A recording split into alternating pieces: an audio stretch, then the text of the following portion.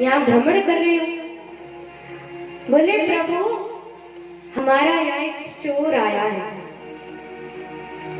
वेद व्यास जी कहने लगे आपका चोर आया प्रभु, आप तो फक्कड़ हो, आपका किसी ने क्या चुरा लिया? आपका किसी ने क्या चुराया?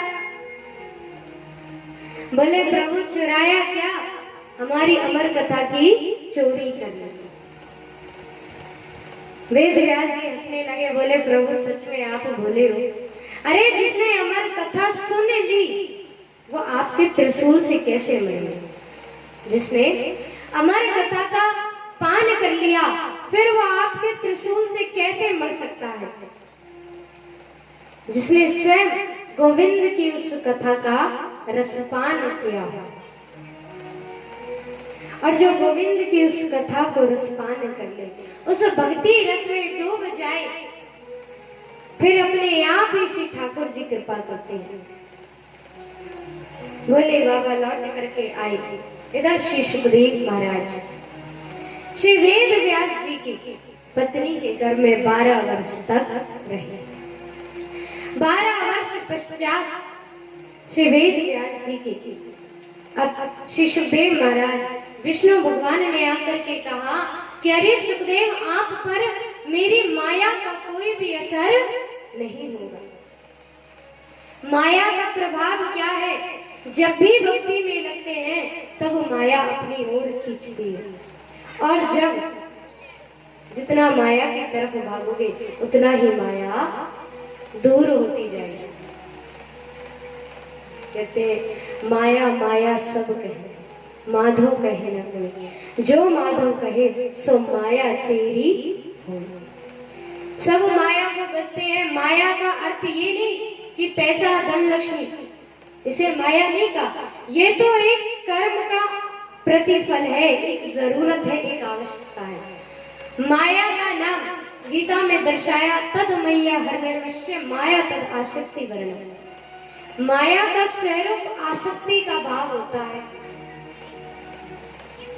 माया मतलब जो मन में आपके योग को हटा करके किसी क्रिया के प्रति आसक्त कर दे उसे माया कहा जाता है।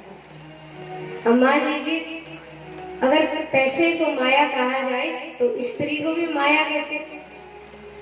अब माया तो एक ही शब्द है, एक ही स्वरूप होना चाहिए, फिर दोनों का माया नाम क्यों दिया? क्योंकि माया एक आसक्ति है, एक आसक्त भाव है। आप किसी भी चीज में आसक्त हो जाओ आपके लिए वही माया बन जाएगी। किसी भी चीज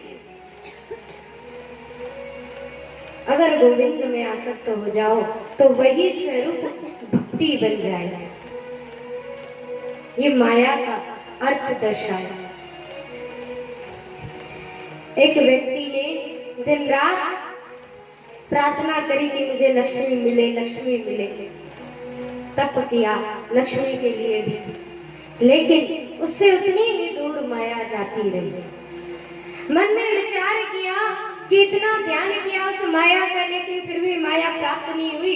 अब सब कुछ छोड़ करके कृष्ण भजन में लग गए, श्री ठाकुर जी के ध्यान में।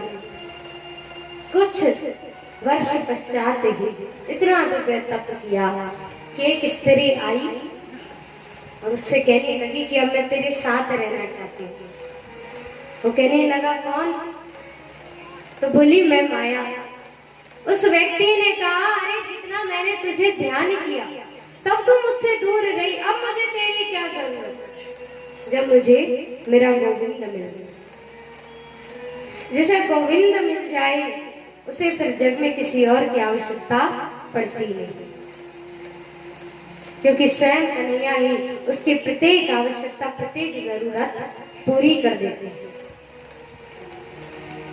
श्री सुखदेव जी महाराज 12 वर्षों तक गर्भ में रहे और 12 वर्ष पश्चात जैसे गर्भ से निकले नाल को कंधे पर डाल करके सीधा वन की ओर जाने लगे। वन की ओर श्री सुखदेव जी गए और सद्भाव से श्री राधा रानी के भजन में लग गए। श्री सुखदेव जी महाराज नित्य राधा रानी का ध्यान किया करते, क्योंकि श्री सुखदेव जी महाराज के आराध्य यदि कोई थी तो श्री राधा रानी।